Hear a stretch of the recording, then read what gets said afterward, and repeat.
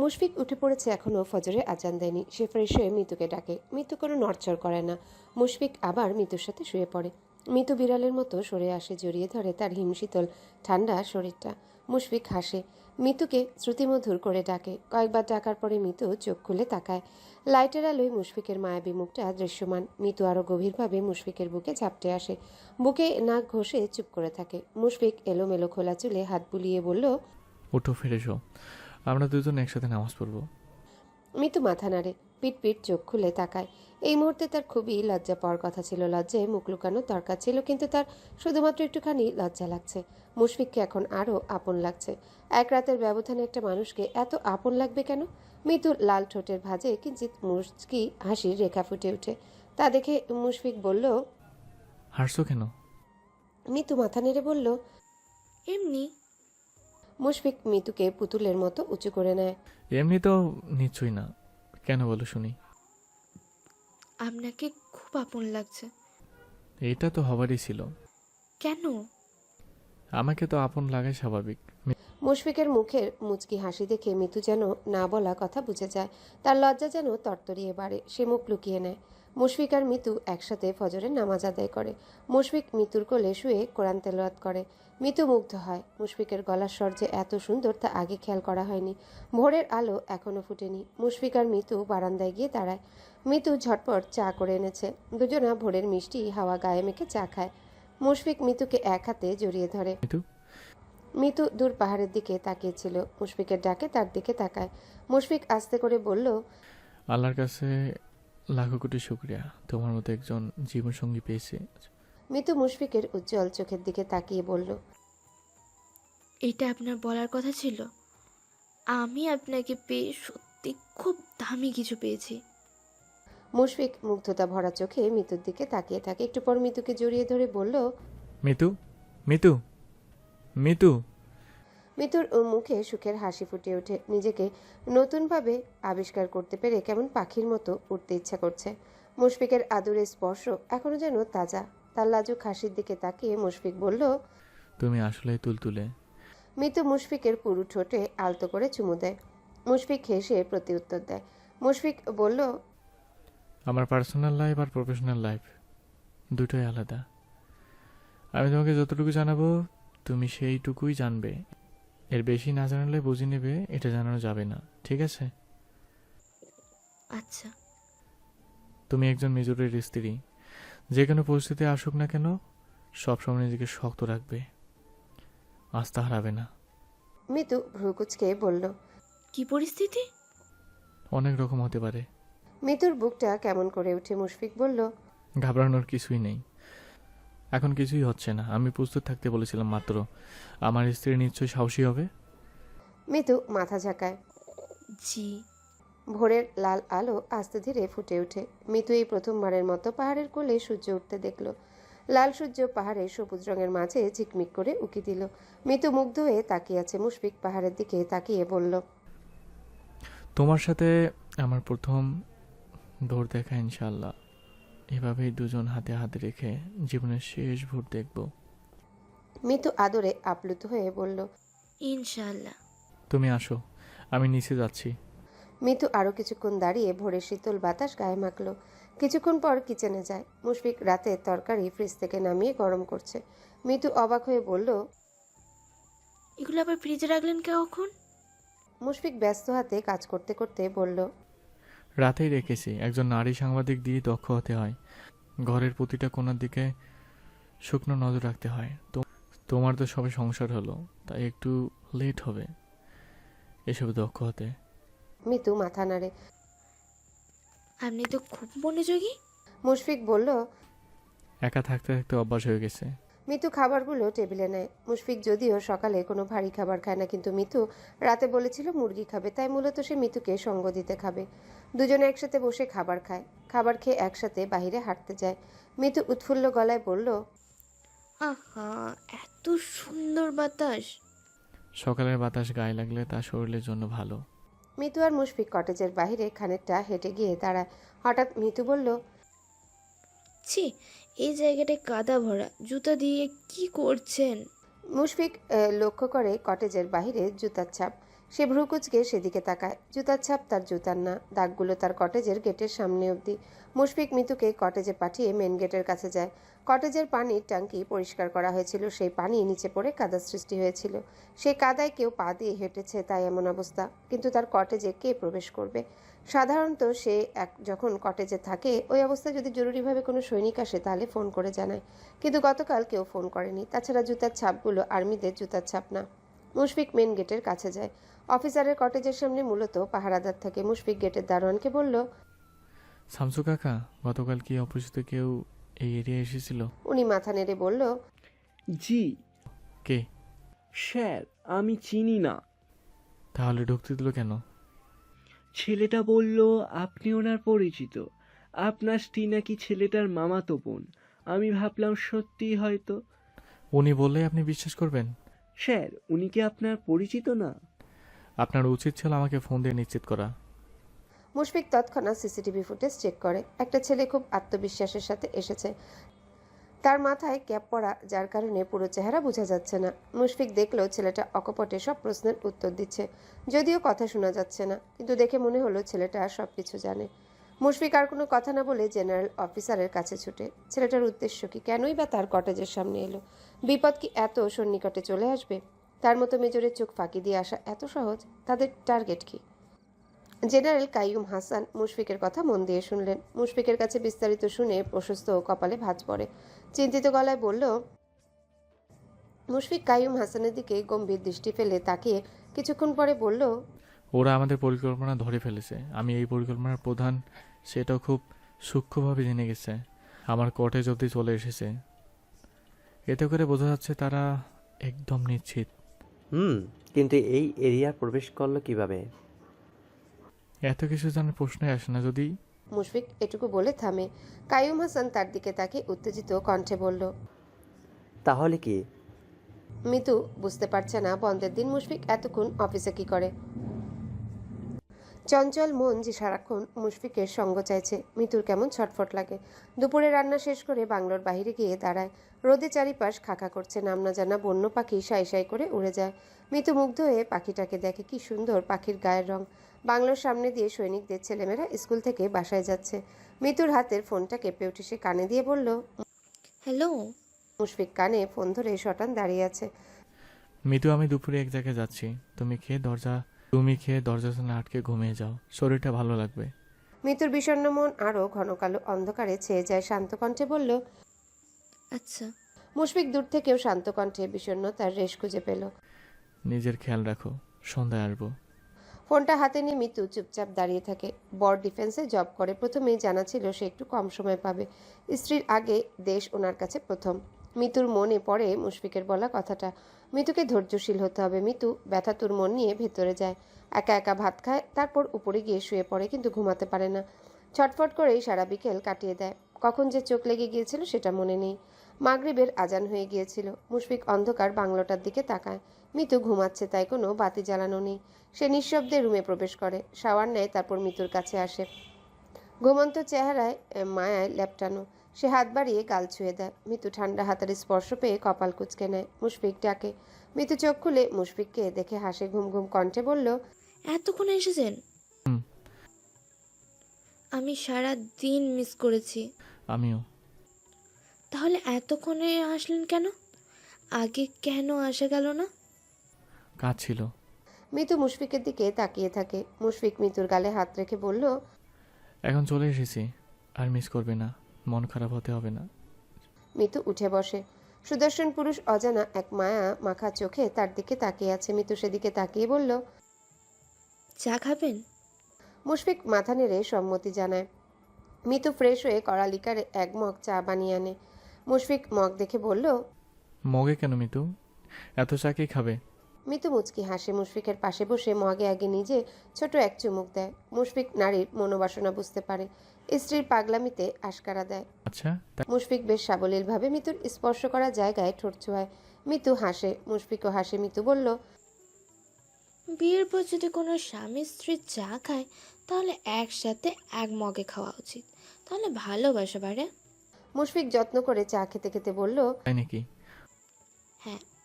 মুশফিক মিতুকে জড়িয়ে ধরে বলল, ও, আপনি আমাকে ভালোবাসা বাড়াতে চাচ্ছেন? মিতু হাসে। হুম। আমাদের ভালোবাসা এমনিতে খুব বেশি, তুমি চাইলে আরও বাড়াতে পারি এখনই। মুশফিক আর চোখে তাকিয়ে মুচকি হাসে। মিতু সেই হাসির দিকে তাকিয়ে শিহরিত হয়।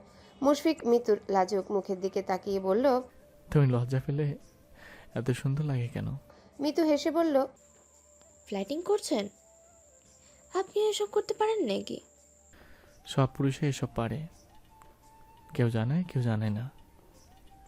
তাই নাকি? আর কয়জনের সাথে এই পাড়া জিনিস করা হয়েছে?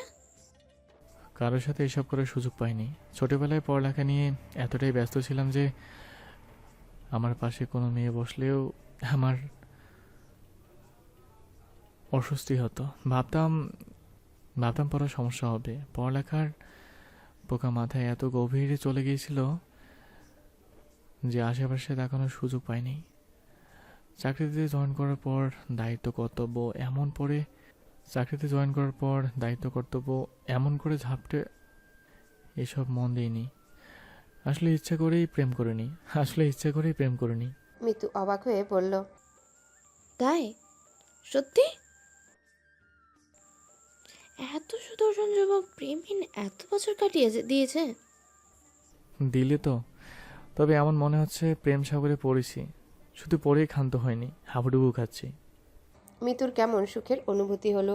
পুরুষের প্রথম ভালোবাসার মানুষ হওয়া নিঃসন্দেহে ভাগ্যের কথা, কিন্তু এই ভালোবাসা মরণোব্দি থাকলেই তবেই সে ভাগ্যবতী। সে মুশফিকের কড়া পড়া শক্ত হাতে তালুতে নিজের কোমল নরম হাত সঁপে দিয়ে বলল, কোন মেয়ে আপনাকে পছন্দ করেনি? মুশফিক হেসে বলল, পছন্দ করতো, এত সুন্দর ছেলেকে অপছন্দ করার কারণ নেই, কিন্তু যখন দেখতো আমি পড়ায় জমে আছি তখন আর কাছে আসতো না। কয়েকজন তো আমাকে বলেছিল আমি নাকি খুবই আনরোমান্টিক। এটা ভুলেছে নাকি? মুশফিক ঠোঁট চেপে হাসে।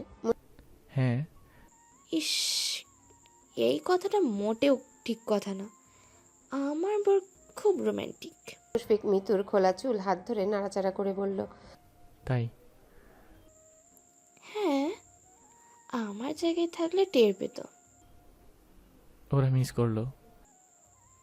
মিস করার জন্য ধন্যবাদ।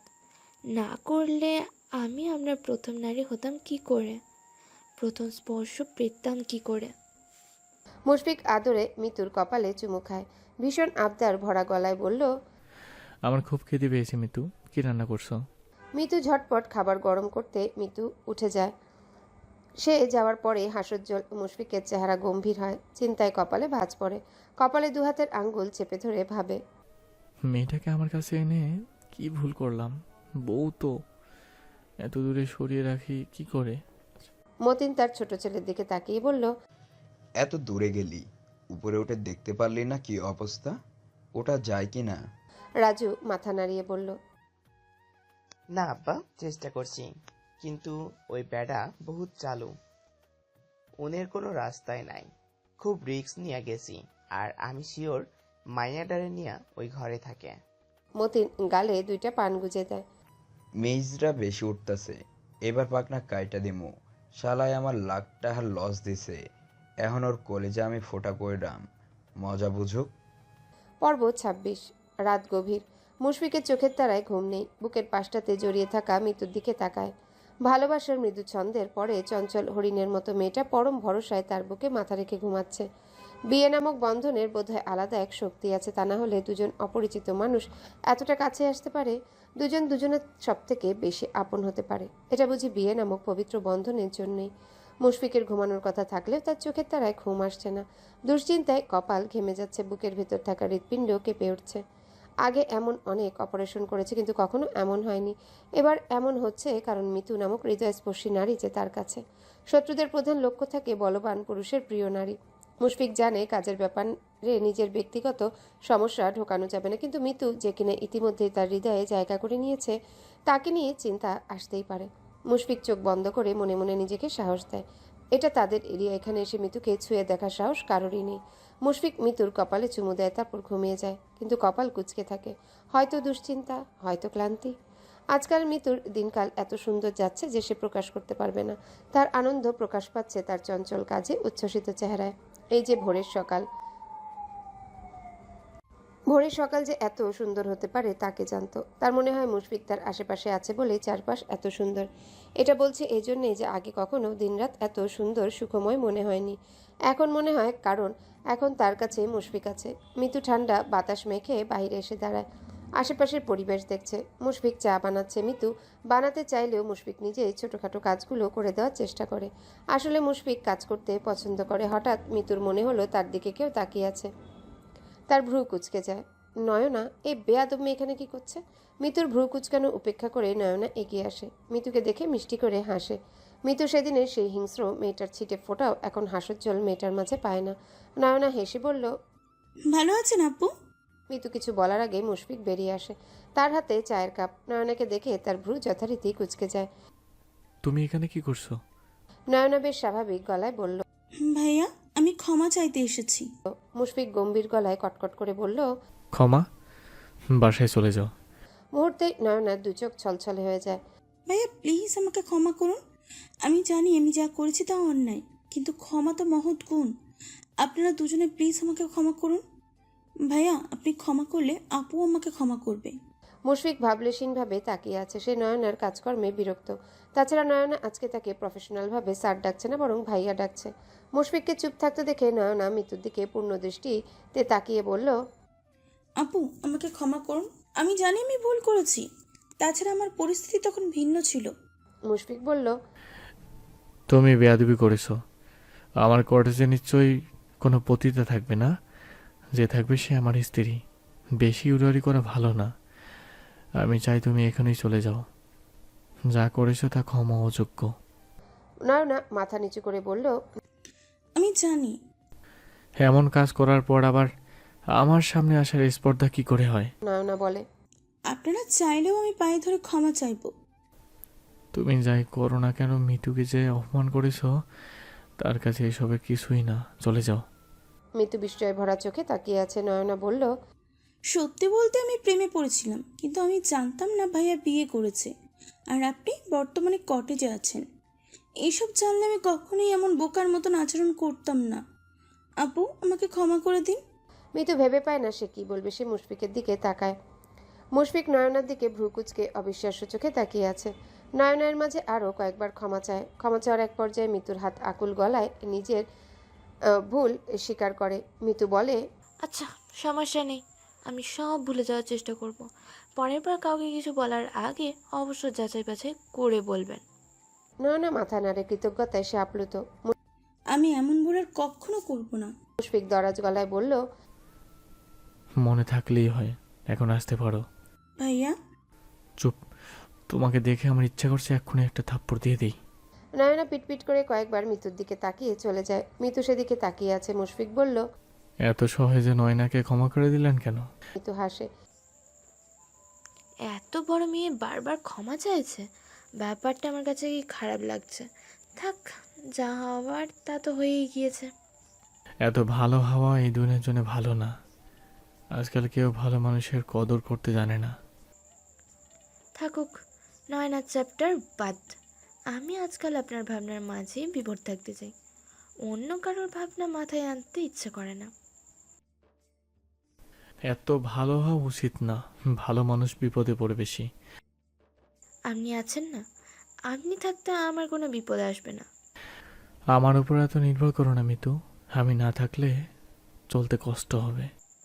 নির্ভর করতে চাই না, কিন্তু আপনি মানুষটাই এমন, চোখ বন্ধ করে যেন নির্ভর করতে পারি। আমি না থাকলে কাকে বিশ্বাস করবে? মিতু থমকে যায়। শ্বাসরুদ্ধকর গলায় বলল, আপনি কোথায় যাবেন? মুশফিক মিতুর ফ্যাকাশে চেহারার দিকে তাকিয়ে ভাবল বেশি কিছু না বলায় সমীচীন। সে বলে, আমি কোথাও যাচ্ছি না। তুমি আমাকে তোমার মাঝে আটকে রেখেছো। মাঝে মাঝে এভাবে বললেন যে কলিজা কেঁপে ওঠে। মুশফিক হাসে। মিতুকে নিয়ে কটেজের ভেতর প্রবেশ করে। এত ভয় পাওয়ার কিছুই নেই। নয়না বালিশে মাথা রেখে শুয়ে থাকে। মিতু মানুষটা নরম মনের, তা না হলে এত কিছুর পরে সহজে ক্ষমা করে দেয় কেউ? অথচ মেয়েটা দিয়েছে। মিতু ভালো এটা মানতেও কষ্ট হয় শুধুমাত্র একটা কারণেই, মুশফিক মিতুকে ভালোবাসে। তখন মুশফিকের হাতে ধোয়া ওঠা গরম চা ছিল, যা তাকে দেখে একপাশে রেখে দিয়েছে। আচ্ছা, মুশফিক কি মিতুর জন্য চা বানিয়েছে? এত যত্ন করে? নয়নার বুকটা কেমন করে ওঠে। কাউকে না পাওয়ার মাঝে এত কষ্ট লুকিয়ে থাকে। রাত 3টা। মুশফিকের ফোন ভাইব্রেট করে ওঠে। তার ঘুম পাতলা। অচেনা নাম্বার থেকে ফোন এসেছে। সে ভ্রু কুঁচকে ভাবে এটা কে হতে পারে। হ্যালো। সালাম আলাইকুম মেজর সাহেব। কথার ধরন আর কণ্ঠের চাটুলতায় মুশফিক উঠে বসে। কে বলছেন? ওপাশের ব্যক্তি হো হো করে হেসে ওঠে। মতিন কইতাছি। মুশফিকের চেহারার গঠন শক্ত হয়ে যায়। আমাকে ফোন দেওয়ার কারণ কি? শুনলাম আপনার বাংলোয় নাকি পরি নামছে।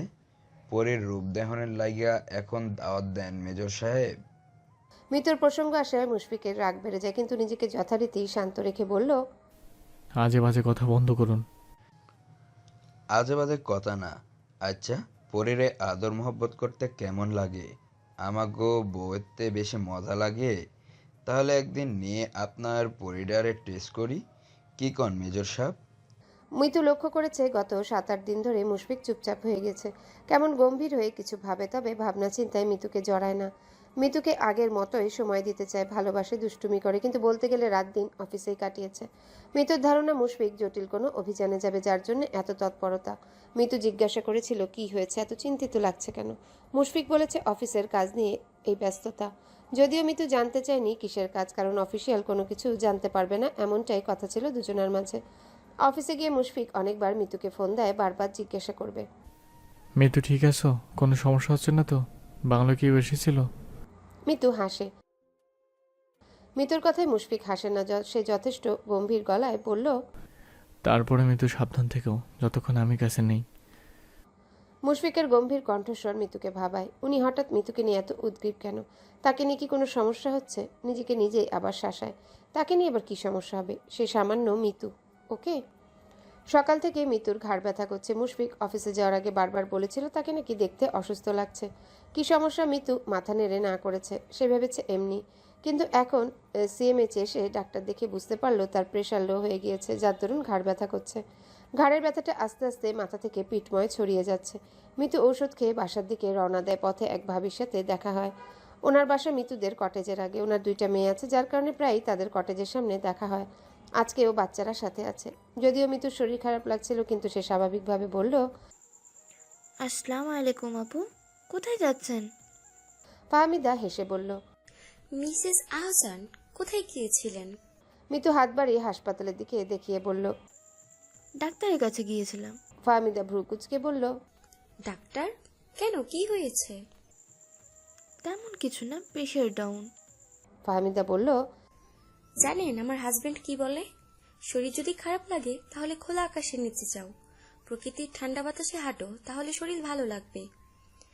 আমরা হাঁটছি, আপনিও আমাদের সাথে হাঁটুন, ভালো লাগবে। মিতুর মনে হলো একটু হাঁটলে আসলেই ভালো লাগবে। তাছাড়া সারাদিন একা একা থাকতে থাকতে তাকে কেমন অবসাদ আঁকড়ে ধরেছে। সে ফাহমিদার সাথে হাঁটতে থাকে।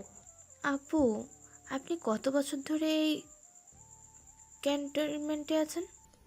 এই তো কিছুদিন পরে 5 বছর শেষ হয়ে যাবে। তাহলে তো অনেক দিন।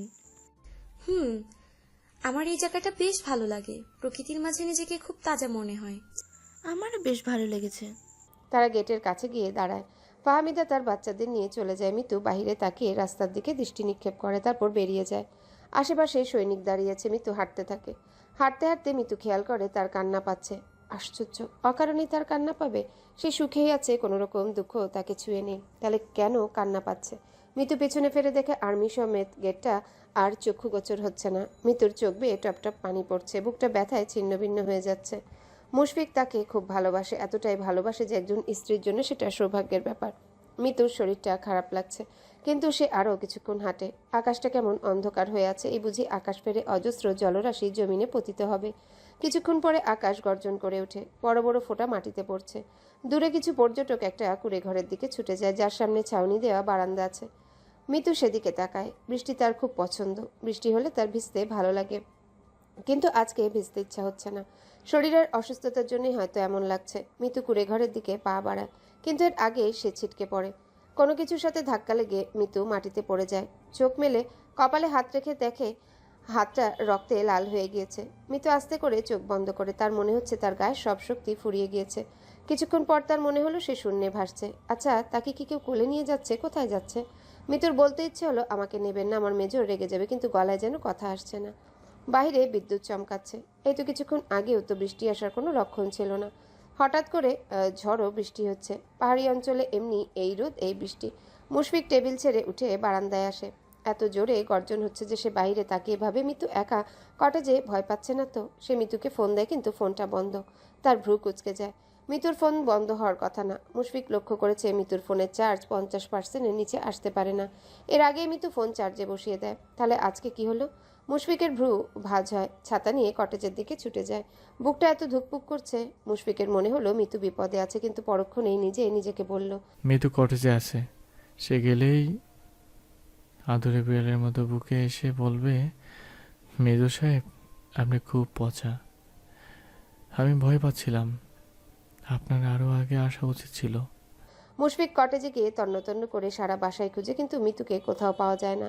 মুশফিক ছুটে বেরিয়ে আসে। হঠাৎ তার ফোনে একটা কল আসে। মুশফিকের ঠোঁটজোড়া শুকিয়ে যায়। ফোনটা কানে ঠেকালেই কারো বিদঘুটে হাসির কর্ণ গোচর হয়। মেজর সাহেব, আপনার বউয়ের লাশ খুঁজতে বাইর হবেন? মুশফিক শক্ত কণ্ঠে বলল। মিতুর সাথে কি করেছ? ওপাশ থেকে উত্তর আসে না, আসে অট্টহাসি। মুশফিক জেনারেল অফিসারকে বিষয়টা জানায়। হন্য হয়ে চারিপাশে খুঁজে, কিন্তু কেউ বলতে পারে না মিতু কোথায়। গেটের কাছে গিয়ে সিসিটিভি ফুটেজ চেক করে দেখে মিতু সামনের রাস্তা ধরে হেঁটে যাচ্ছে। হাঁটা দেখেই মনে হচ্ছে সে অসুস্থ। মুশফিক সাথে কিছু সৈনিক অঝোর বৃষ্টিতেই সেদিকে রাস্তার দিকে ছুটে যায়। মুশফিকের পাথর কঠিন বুকটাও যেন কাদার মতো নরম হয়ে গিয়েছে। মিতুকে পাচ্ছেন এর চেয়ে বড় কষ্ট বুঝি আর নেই। বুকে ব্যথা হচ্ছে, এমন তার আগে কখনোই অনুভূত হয়নি। সে স্পষ্ট বুঝতে পারছে বৃষ্টির ঝুম শব্দের সাথে তার বুক থেকেও বোবা কান্নার শব্দ হুড়মুড়িয়ে বেরিয়ে আসছে। মিতুকে এই ভয়াবহ বিপদে না জড়ালেও হতো। কি দরকার ছিল ঢাকা থেকে এখানে আনার? কিছুদূর যাওয়ার পরে দূরের একটা কুড়ে ঘরে কিছু মানুষের ভিড় দেখে মুশফিক সেদিকে ছুটে যায়। এই মুহূর্তে মিতুকে জীবিত দেখায় তার একমাত্র আশা। যদিও মতিন নামক বর্বর বলেছে মিতুর লাশ খুঁজতে, কিন্তু তার মন বলছে কিছু হয়নি, মিতু ভালো আছে। আর্মি দেখে পর্যটকরা ভিড় কমায়, তাদের আশার রাস্তা করে দেয়। মুশফিক সামনে এগিয়ে গিয়ে স্তব্ধ হয়ে যায়। কাঁচা মাটিতে মিতু পড়ে আছে। তার মাথাটা একটা মহিলার কোলে। একটা ছেলে মিতুর মাথায় হাত দিয়ে চেপে রেখেছে। সেখান দিয়ে ফিনকি দিয়ে রক্ত আসছে। তা বোধগম্য হতেই মুশফিকের সময় লাগলো না। সে উদ্গ্রীব হয়ে মিতুকে কাছে টেনে নেয়। মিতু জীবিত, তার মিতুর কিছু হয়নি। এর চেয়ে বড় পাওয়ার কি হতে পারে? সুদর্শন আর্মি অফিসারের কর্মকাণ্ড দেখে সবাই হতবাক। নিজেদের মধ্যে ফিসফাস শুরু করে দেয়, কিন্তু আর্মি বলে কেউ কিছু বলার সাহস পাচ্ছে না। মুশফিক মিতুর কাটা জায়গা চেপে ধরে আগন্তুক ছেলেটার দিকে তাকিয়ে বলল, এমন হলো কি করে? ছেলেটা আর্মি দেখে আসলেই ভড়কে গিয়েছে। সে কি বলবে তা বুঝতে পারছে না। মুশফিক গলা উঁচিয়ে সৈনিকদের দিকে তাকিয়ে কমান্ডোর গলায় বলল, অ্যাম্বুলেন্সের ব্যবস্থা করো জলদি। মুশফিক আরেক হাতে মিতুর গাল দুটো মুছে দেয়। আপনি গাড়ি নাম্বারটা দেখেন। কি গাড়ি? মুশফিক ছেলেটার দিকে তাকিয়ে কৃতজ্ঞতার সুরে বলল, ভাই আপনাকে ধন্যবাদ, আজকে আপনি আমার খুবই উপকার করেছেন। ছেলেটা বোধহয় লজ্জা পেল, মাথা ঝাঁকিয়ে বলল, মানুষই কিন্তু ওকে মেরে ফেলতে চেয়েছিল। মুশফিক মিতুকে পাজাকোলা করে কোলে নেয়। ছেলেটা আমতামতা করে বলল, মুশফিক বলল, আমি মেজর মুশফিক আহসান, আর ও আমার মিসেস মিতু আহসান। ছেলেটা প্রসন্ন হেসে বলল, ভালো থাকবেন। মুশফিক মিতুকে নিয়ে এসে রাস্তায় দাঁড়ায়। সাইরেন বাজে, অ্যাম্বুলেন্স আসছে। মুশফিক অ্যাম্বুলেন্সে বসে মিতুর কপালে চুমু দেয়। আজকে সে কোনো রকম খারাপ সংবাদ শুনতে চায় না। কয়েক মিনিট পরে হাসপাতালে পৌঁছে যায়। মেজরের স্ত্রী, সব ডাক্তার নার্স দৌড়াদৌড়ি করে মিতুকে নিয়ে যায়। মুশফিক জেনারেল অফিসারের সাথে কথা বলছে। ইদানিং মতিন বেশ বেড়েছে। আগেরবার মতিনের কোটি টাকা লস করার ফলে এমন করছে। মতিনের ধারণা তাদেরকে এভাবে অন্যদিকে ব্যস্ত রেখে সে তার ব্যবসা পুরোদস্ত, কিন্তু সে হয়তো জানে না আর্মিদের ফাঁকি দেওয়া এত সহজ না। আর্মিরা যেমন নিজেদের দিকেও নজর রাখতে পারে, তেমনি চোখ কান অন্যদিকেও রাখতে পারে। মুশফিকের মোবাইল দিয়ে জেনারেল অফিসার কাইয়ুম মতিনের নাম্বারে ফোন দেয়। সাথে সাথেই ফোন রিসিভ হয়। ওরা বোধহয় মুশফিকের ফোনের অপেক্ষায় ছিল। মতিন বেশ আয়েশ করে বলল, হ্যালো মেজর সাহেব। কাইয়ুম হাসান বলল। তোমার এত বড় সাহস কি করে হয়? কণ্ঠস্বর বদলানোতে মতিন বুঝলো এটা মেজর না। আপনি কি? এত কথা উত্তর দেওয়ার প্রয়োজন মনে করছি না, তবে শুনে রাখো, আগেরবার তোমার ডালাপালা কেটেছিলাম, এবার তোমার গাছের মূল সব উল্টে ফেলে দেব।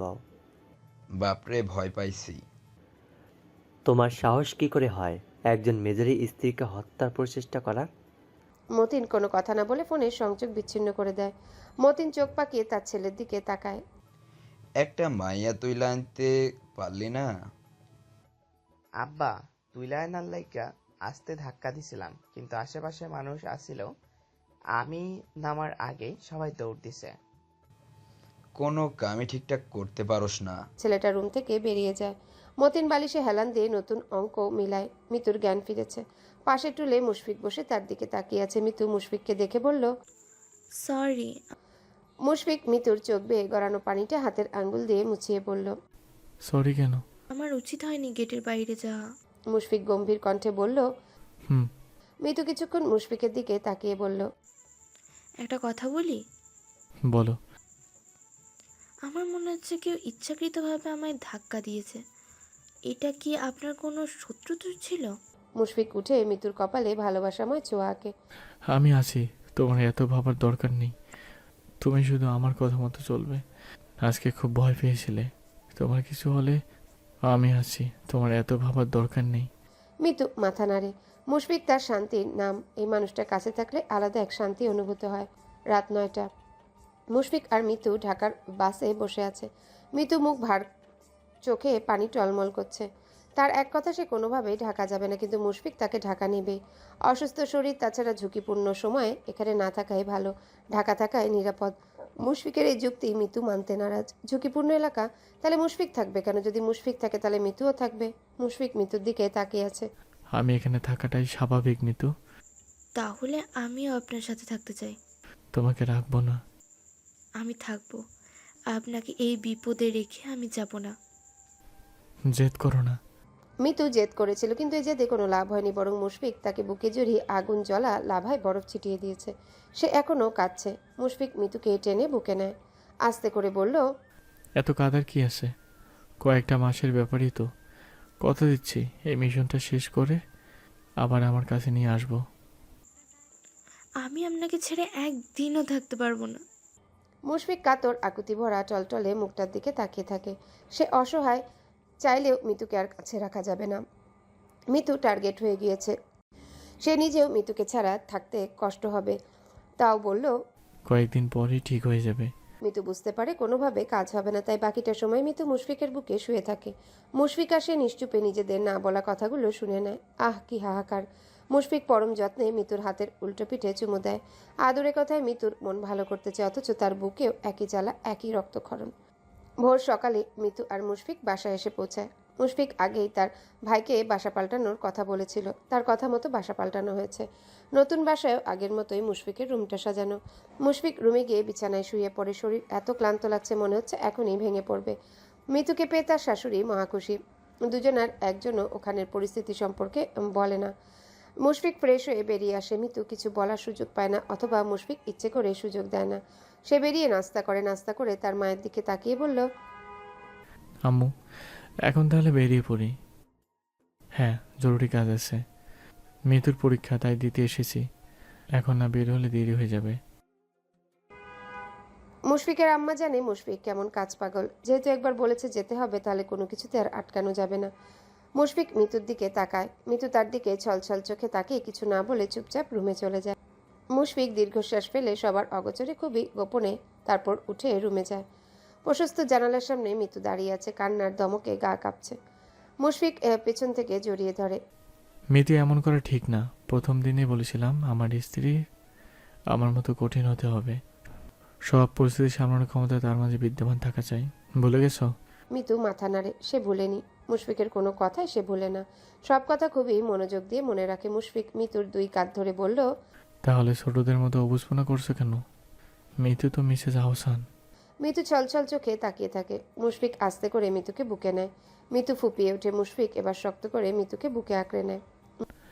কয়েকদিনের ব্যাপার, আমি ফিরে আসব। তারপর দুজনে একসাথে আবার বাংলায় ফিরে যাব, প্রমিস। মিতু মাথা নেড়ে বলল। হুম। মুশফিক কিছুক্ষণ চুপ করে থেকে মিতুর কপালে চুমু দেয়। ভালো থেকো মিতু। আপনি নিজের খেয়াল রাখবেন। কোনো সমস্যা হলে আমাকে ফোন দেবেন। অবশ্যই। মুশফিক চলে যায়।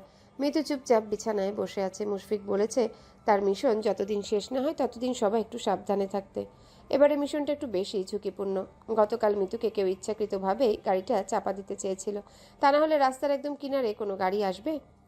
মুশফিক আর তাদের স্যারও এই নিয়ে কথা বলেছিল, হয়তো এই কারণেই তাকে ঢাকা পাঠানো হয়েছে, যাতে কোনো বিপদ তাকে না ছয়। আর যদি এই বিপদ মুশফিককে ছুঁয়ে দেয় তাহলে মিতুর গালবে আবারও পানির সরু রেখা দ্রুতগতিতে ছুটে যায়। গাড়ি ছুটে যাচ্ছে তার নিজস্ব গতিতে। রাতের চেয়ে দিনের বেলা খাগড়াছড়ি যেতে বেশি সময় লাগে, কারণ দিনের বেলা জ্যাম থাকে, যা রাতে এতটাও থাকে না। মিতুর জন্যে খারাপ লাগছে। মেয়েদের বিয়ের পরে একটাই কামনা থাকে, তাহলে তার স্বামীর সাথে থাকতে চায়। মিতুরও এমনই আশা, কিন্তু মুশফিক অসহায়। পরিবার, প্রিয়জন সবার আগে তার দেশ। দেশ তার কাছে সবসময় ফার্স্ট প্রায়োরিটি পাবে। দেশের চেয়ে মূল্যবান তো নিজের জীবনও না। কিন্তু এই মেয়েটার জন্য বুকটা জ্বলে কেন? সে চোখ বন্ধ করে। কোনোভাবেই বুকটা শান্ত হচ্ছে না। ব্যথাটা ক্রমশ তাকে গ্রাস করে নিচ্ছে। মুশফিক সব ভোলার চেষ্টা করে। মন দিয়ে মিশনটার কথা ভাবে। আজকে রাতেই যেতে হবে, মনে মনে প্রস্তুতি নেয়। রাত 4টা। মুশফিকের সব সৈনিক আক্রমণ করার জন্য প্রস্তুত হচ্ছে। আততায়ীদের কিছুক্ষণ আগেও দেখা গিয়েছে, এখন হয়তো ঘুমাচ্ছে। ধারণা করা হচ্ছে ওদের কাছে প্রায় 1.5 কোটি টাকার হিরোইন ইয়াবা আছে। নেতৃত্বে আছে মেজর মুশফিকা হাসান, সাথে আরও অফিসার আছে। ভোরের আলো ফোটার আগেই আক্রমণ করা হবে। হঠাৎ মুশফিক বুঝতে পারল শত্রুরা ঘুমায়নি, বরং পাল্টা আক্রমণ নেওয়ার প্রস্তুতি নিচ্ছে। মুশফিক সহ দলের বাকিরা অবাক হয় যে তাদের মিশনের কথা উচ্চপদস্থ কর্মকর্তারা ছাড়া আর কেউ জানার কথা না। তাহলে এত গোপন খবর বাহিরে চলে এলো কি করে? মুশফিক তার দলকে নির্দেশ দেওয়ার কথা বলার আগেই শত্রুরা আক্রমণ করে। মুশফিক ফায়ার বলে চিৎকার করে ওঠে। দুই দলের সংঘর্ষ, আক্রমণ হয়। যতই সে কড়া সন্ত্রাস হোক না কেন, আর্মিদের দক্ষতার কাছে তা হার মানতেই হবে। একে একে শত্রুপক্ষের সবাই নিহত হলো, একজন ব্যতীত, সে দলনেতা মতিন। মুশফিক তার দলকে অক্ষত দেখে নিশ্চিত হলো মতিন এখনও গুলি ছুড়ছে আর পিছু হটছে। হঠাৎ করে আর মতিনের চিহ্ন পাওয়া গেল না। সৈনিকরা পোড়াবাড়ির ভেতরে ঢুকে দেখে ধারণার চেয়েও বেশি নেশাদ্রব্য আছে।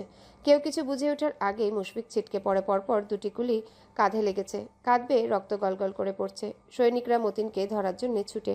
সে তার টার্গেটে নিশানা লাগিয়েছে, সে পালায়। কেউ মতিনকে ধরতে পারে না। মুশফিক চোখ বন্ধ করে ফেলেছে। চোখের তারায় মৃত্যুর হাস্যোজ্জ্বল চেহারাটা ভেসে উঠেছে। ইস, মেয়েটাকে আরও ভালোবাসা বাকি ছিল। ঢাকা থেকে আসার সময় আরও খানিকটা বুকে জড়িয়ে ধরে রাখা উচিত ছিল। কে জানতো এটাই শেষ দেখা, শেষ স্পর্শ। তার করা প্রমিসটা বুঝি আর রাখা হলো না। মুশফিকের বন্ধ চোখের কোণ বেয়ে ফোঁটা ফোঁটা পানি গড়িয়ে পড়ছে। এক সৈনিক চেঁচিয়ে ওঠে, জলদি কন্ট্রোল রুমে বার্তা পাঠাও, স্যারের শরীর ঠান্ডা হয়ে যাচ্ছে। ওদিকে অফিসারকে আসতে বলো। স্যার, স্যার, স্যার চোখ খুলুন, আমরা হসপিটালে যাচ্ছি স্যার। সবাই ছুটাছুটি করে সামনে মুশফিকের নিথর দেহ পড়ে আছে। কে বলবে এই ছেলের দাপটে ক্যাম্প কাঁপত। মিতু আজকে ঘুমাচ্ছে। পাগল মিতু টেরও পেল না তার মেজর তাকে ছেড়ে চলে যাওয়ার প্রস্তুতি নিচ্ছে। মানুষের বিপদের সময় নাকি মরা ঘুম ঘুমায়, মিতুও ঘুমাচ্ছে পরম শান্তিতে, আরেকজন পরম যন্ত্রণায়। সারাদিন মিতুর এত অশান্তি লেগেছে যে সে এক জায়গায় স্থির হয়ে দাঁড়াতে পারেনি। বারবার মনে হয়েছে সে কোনো আগুনের চুলায় জ্বলছে। দিনের মাঝে অনেকবার মুশফিককে ফোন দেওয়া হয়েছে, কিন্তু ফোন সুইচ অফ বলছে। মিতু ভেবেছে মিশনে আছে, তাই বোধহয় বন্ধ। বিকালের দিকে মিতুর ফোনে অচেনা এক নাম্বার থেকে কল আসে। ধরবে না করেও মিতু ফোনটা ধরে। হ্যালো। মিসেস মিতু হাসান বলছেন? জি। ওপাশ থেকে স্বস্তির নিঃশ্বাস ফেলার শব্দ শোনা গেল। আমি নয়না। ভালো আছেন? হ্যাঁ, ভালো আছি। আপনার কাছে কোনো ফোন কল যায়নি এখানে অবস্থা সম্পর্কে? মিতুর বুকটা কেঁপে ওঠে। কেন, কি হয়েছে? মুশফিক কোথায়? ওর ফোন বন্ধ কেন? ও ঠিক আছে? আপনি আসলেই জানেন না? নয়নার ঘুরিয়ে পিছিয়ে কথাগুলো যেন মিতুর দম বন্ধ করে দিচ্ছে। কি হয়েছে আমাকে বলবেন প্লিজ? মুশফিক স্যারের কাঁধে গুলি লেগেছে। মিতু খুব জোরে বলল। কি? জি। মিতুর হাত পা সমান তালে কাঁপছে। কথা বলার শক্তি ফুরিয়ে আসছে। এখন কি অবস্থা? জ্ঞান ফেরেনি। আপনি কি ওখানেই আছেন? না, কাউকে অ্যালাউ করা হচ্ছে না। আমি বাবার কাছে আপডেট জেনেছি। মিতু সশব্দে ফুপিয়ে ওঠে। নয়না বলল, ভাবলাম আপনি জানেন কিনা তাই ফোন দেওয়া। মুশফিক স্যারের নিষেধ ছিল বাসার কাউকে জানানো, তাই জানানো হয়নি। কান্নায় মিতুর কথা আটকে যাচ্ছে। আপনাকে ধন্যবাদ। নয়না ফোন কেটে নিজেই ফুপিয়ে ওঠে। পুরোপুরি অপরাধ না হলেও মুশফিকের এই পরিস্থিতির জন্য আংশিক হলেও সে দায়ী। এখন মুশফিকের এই অবস্থান তার ভালো লাগছে না। সে তো ভালোবাসে, মানুষটার কোনো ক্ষতি চায়নি, কিন্তু শেষমেশ তারই ক্ষতি হলো। সন্ধ্যায় মিতু বাসে উঠে বসে। অতিরিক্ত কান্নার কারণে অস্বাভাবিকভাবে চোখ ফুলে আছে। মিতু বাসায় কাউকে কিছু জানিয়ে আসেনি। এতটা টেনশনই ছিল, হাত ব্যাগটা নিয়ে সোজা বাস স্ট্যান্ডে চলে এসেছে। এখন মনে হচ্ছে বাসায় বলা উচিত ছিল। এভাবে চলে যাওয়াটা নিতান্তই ছেলে মানুষই। মিতু নিজের ভুলটা বুঝতে পারছে, কিন্তু মনটা যে পাগল প্রায়। তাছাড়া মুশফিক কাউকে জানাতে নিষেধ করেছে। কিছুক্ষণ পরে তার শাশুড়ি ফোন দেয়। মিতু ফোন রিসিভ করে বলল, মা, আমি খাগড়াছড়ি যাচ্ছি। মিতুর কথায় উনি বেশ অবাক হলেন। মিতু ও মা, কেন? এবার কেঁদেই ফেলে। আপনার ছেলেকে খুব মিস করছি মা, এখানে থাকবো না। মিতুর কথায় উনি হাসে। পাগল মেয়ে, আমাকে বললেই পারতে, আমি বাসে উঠিয়ে দিয়ে আসতাম। এভাবে হুট করে না বলে চলে যায়? সরি মা। ফোন রেখে মিতু নিঃশ্বাস ফেলে। মুশফিক তার অসুস্থতার কথা পরিবারকে জানাতে চায়নি, তাই মিতুও কাউকে বলবে না। সারা রাস্তা মিতু কান্না করতে করতে আসে। মুশফিকের বলা কথাগুলো দুজনের একসাথে কাটানোর সময় সব যেন সূচের মতো মিতুর বুকে ফুটছে। বাসে অনেক মানুষজন। মিতুর কান্নার শব্দ হচ্ছে। সে কাপড় দিয়ে মুখ চেপে ধরে। তার মনে হচ্ছে বুকটা ভেঙে যাবে। অসহনীয় যন্ত্রণায় মুখ নীল হয়ে যায়। মুশফিকের বলা কথাটা মনে করে। তোমায় শক্ত হতে হবে মিতু, যে কোনো পরিস্থিতি মাথা ঠান্ডা রেখে সামলাতে হবে। মুশফিকের কথাটা মেনে মিতু নিজেকে শান্ত স্বাভাবিক রাখার চেষ্টা করছে, কিন্তু প্রতিবারই সে ব্যর্থ হচ্ছে। চুপ থাকার চেষ্টা করলেই কান্নার চোটে দেহ ডুকরে ওঠে। ভোর 4টায় মিতু ক্যান্টনমেন্ট হসপিটালে গিয়ে পৌঁছায়। হাত পায়ের কাঁপনের জন্য ঠিকঠাক হাঁটতে পারছে না। তাকে দেখে কাইয়ুম হাসান চমকে যায়। আপনি? আপনার তো ডাকে থাকার কথা। মিতু বেশ স্বাভাবিক গলায় বলল, আমি মাত্র এসেছি।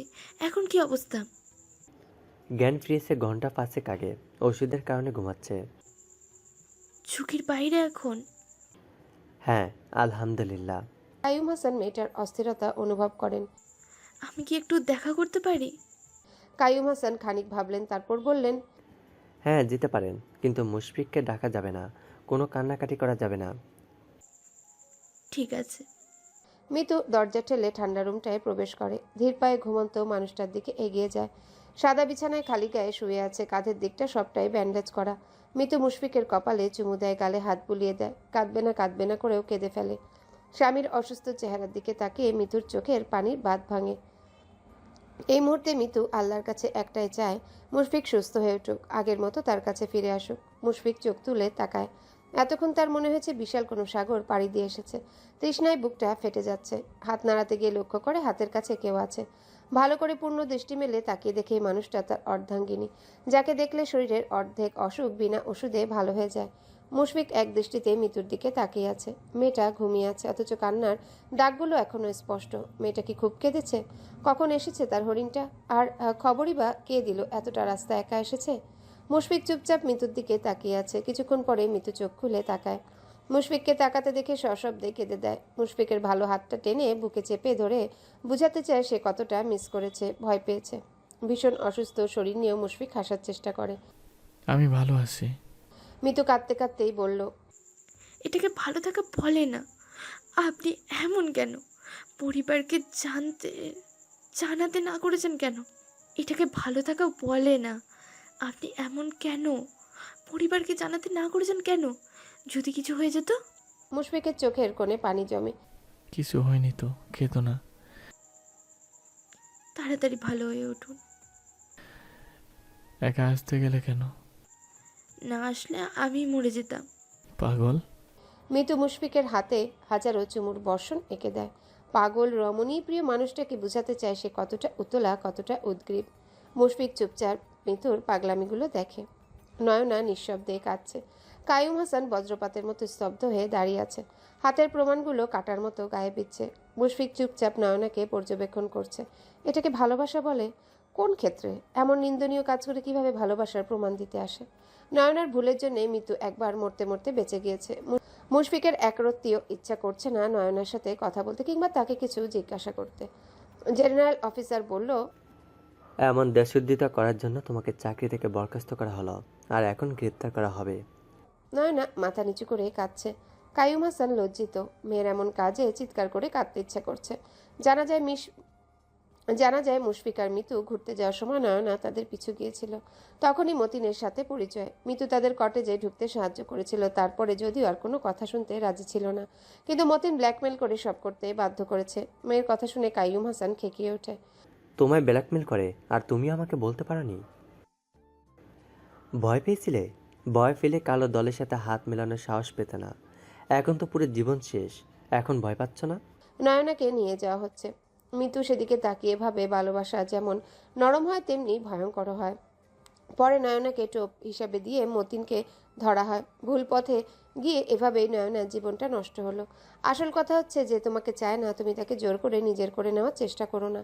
কারণ তুমি ভালোবাসলেই হবে না, অপরদিকের মানুষটাও তোমাকে ভালোবাসতে হবে, তাহলেই ভালোবাসা সুন্দর। সপ্তাহ 3 পরে মুশফিক সুস্থ হয়। সাদা বিছানায় বুকে এক সাদা রমণীকে নিয়ে শুয়ে আছে। রমণীটা নিঃসন্দেহে মিতু, মুশফিকের তুলতুল।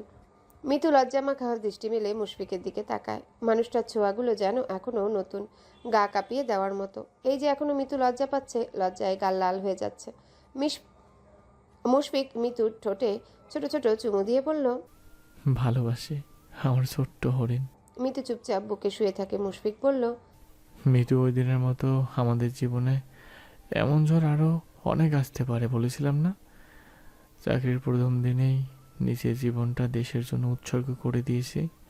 কোনো কিছুতে আর পিছপা হই না। হুম। তুমি শক্ত থাকবে, তুমি শক্ত থাকলে আমি আরো জোর পাই। মিতু ঝুলুঝুলু চোখ নিয়ে মুশফিকের দিকে তাকিয়ে আছে। মুশফিক বিড়ালটাকে আদর করার লোভ সামলাতে পারল না। পুরুষালী ঠোঁট দিয়ে আঁকড়ে ধরল পেলব কোমল ঠোঁট জোড়া। ভালোবাসা তখনই সুন্দর যখন দুজনার স্বইচ্ছা, আগ্রহ আর সম্মান সমান থাকে।